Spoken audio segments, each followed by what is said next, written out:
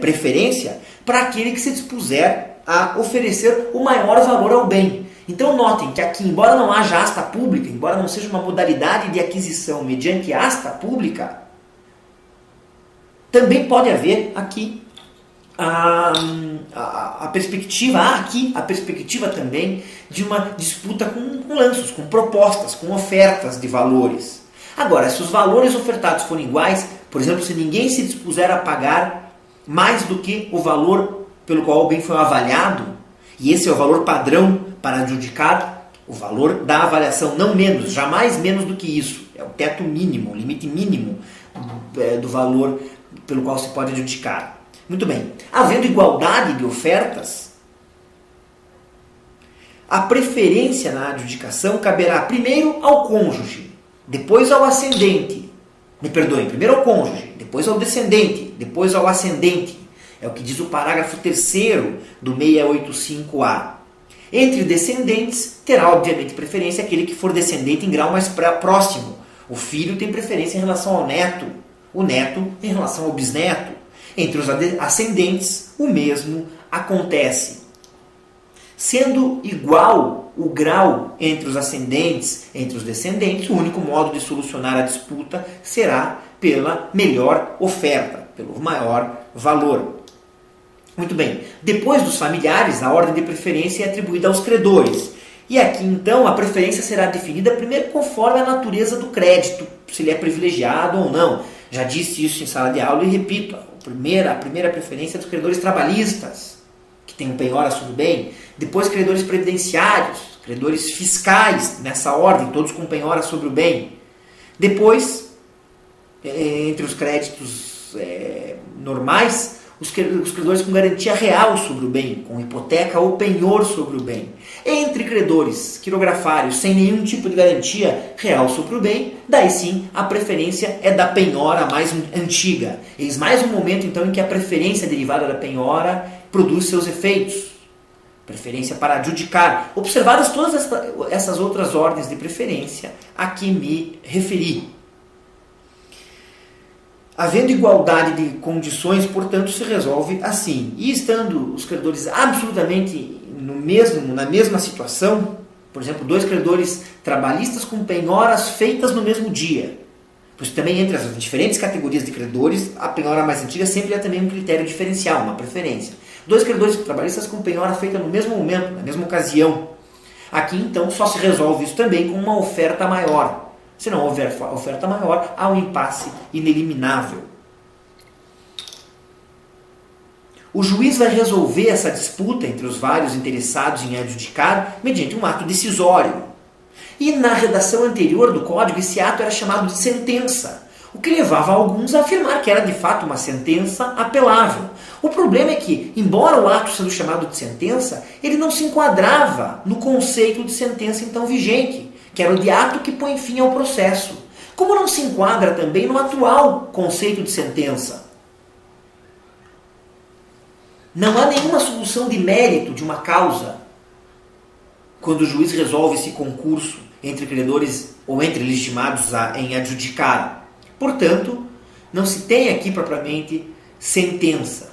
O mais correto, então, é reconhecer que isso é uma decisão interlocutória. Essa já era a solução mais correta antes, a despeito de a lei chamar de sentença. Dizia a doutrina e dizia a jurisprudência prevalecente, embora o código aqui tenha chamado de sentença, é uma impropriedade, pois, inequivocamente, isso é uma decisão interlocutória, agravável, portanto, passível de agravo de instrumento. Repito mais uma vez, agravo de instrumento é a modalidade de agravo tipicamente cabível na execução. Esqueçam, no procedimento executivo, o agravo retido. Seja como for, a questão está razoavelmente agora superada, porque a Lei 11.382 modificou a redação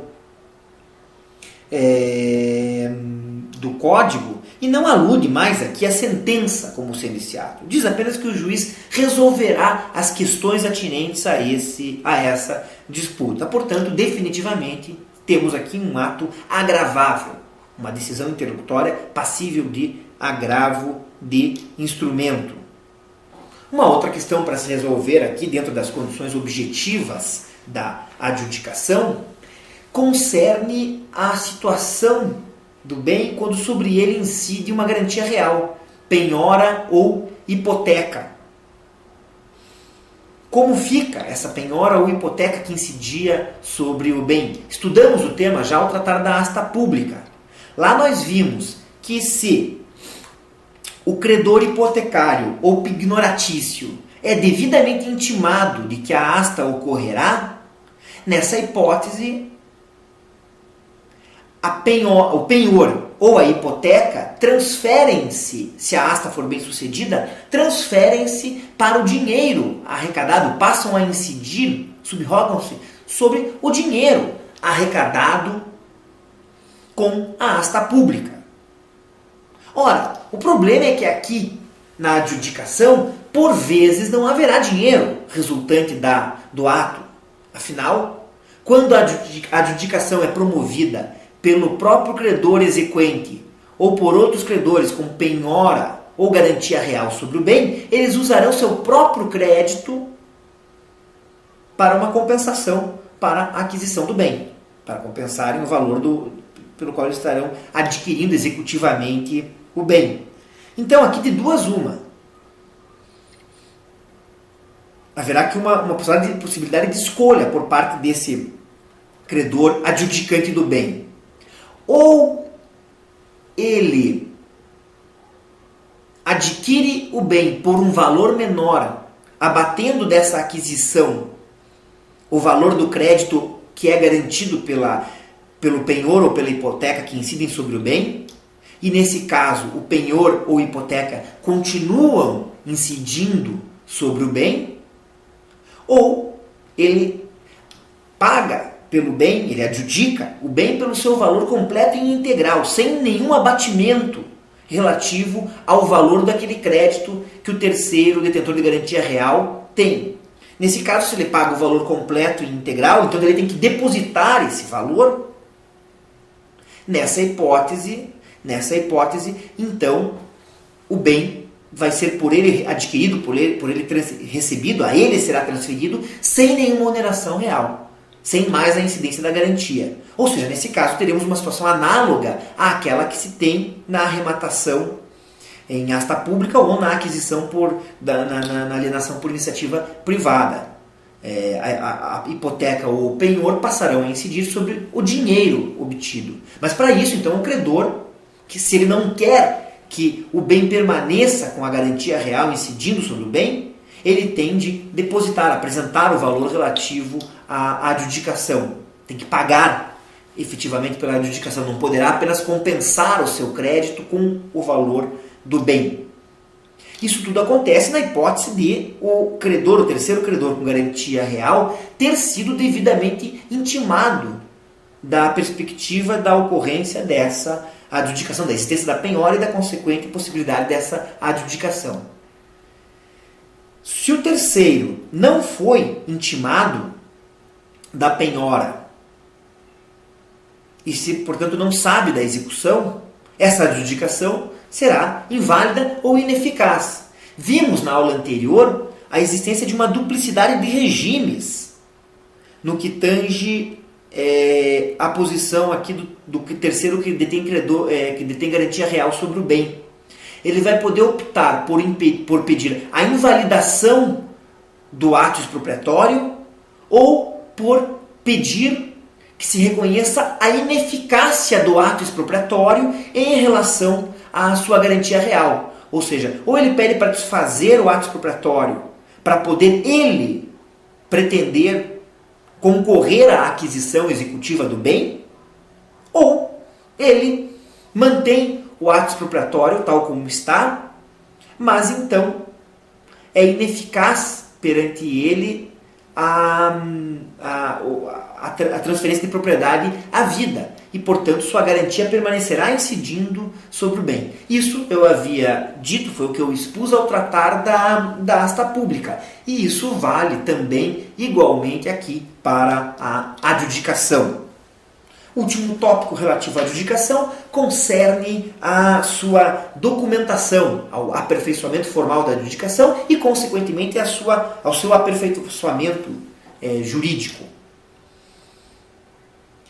Se é um único pretendente se apresenta para adjudicar, ou seja, se não há nenhuma espécie de concurso, o juiz de pronto defere a adjudicação, respeitados os requisitos legais.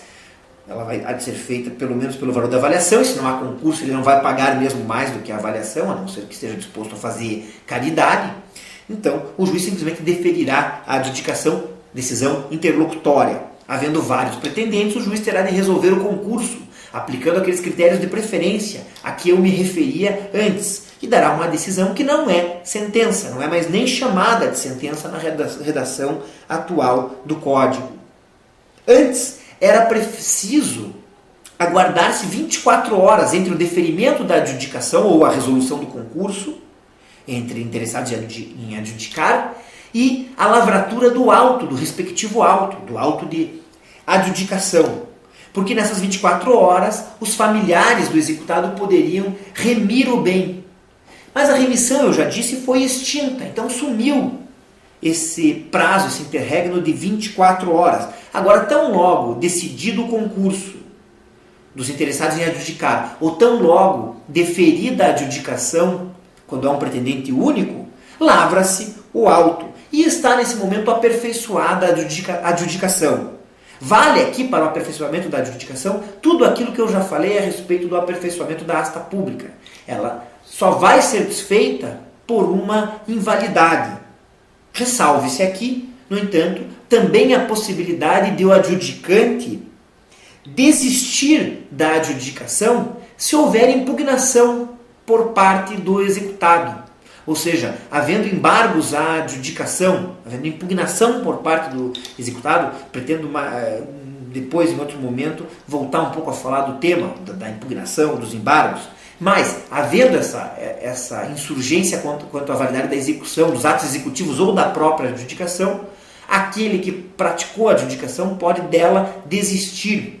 É uma novidade instituída tanto para a arrematação quanto para a adjudicação, aplicável também à alienação por iniciativa privada, instituída pela Lei 11.382, a que tenho aqui com frequência me referido. Essa possibilidade está no 746, parágrafos 1º e 2º do Código. Se o bem for imóvel, expede-se, além de se lavrar o auto, expede-se uma carta de adjudicação que conterá os elementos mesmos que se exigem, idênticos aos que se exigem para a carta de arrematação, de que já falamos, a descrição do imóvel, toda a documentação do ato translativo de propriedade que ali ocorreu, prova de quitação dos impostos e assim por diante. É o que diz o 685b, parágrafo único. Essa carta de adjudicação é que servirá de título para a inscrição da transferência da propriedade do imóvel na sua matrícula, lá no registro imobiliário. Basicamente são essas as observações gerais sobre o Instituto da Adjudicação. Continuamos daqui a pouco com o usufruto judicial, com a segunda parte dessa exposição. Muito bem.